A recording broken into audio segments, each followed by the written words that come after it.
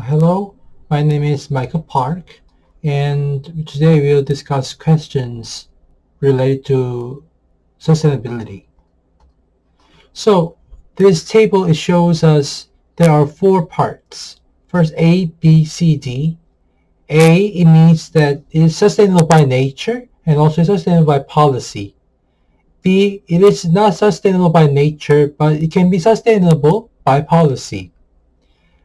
C, it is sustainable by nature, but it can be changed into unsustainable by policy. D, it is unsustainable by nature, but is also unsustainable by policy.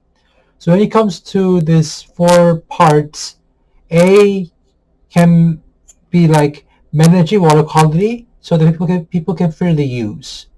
B, I don't know. I have no idea about this one.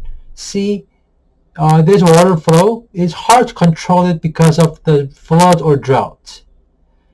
D, using resources that can be depleted in the future, like a petroleum. What I want to ask is there a thing that is not sustainable by nature? D, B, but it can be changed into sustainable thing when you implement policy. So I want to ask what can be this part, the B.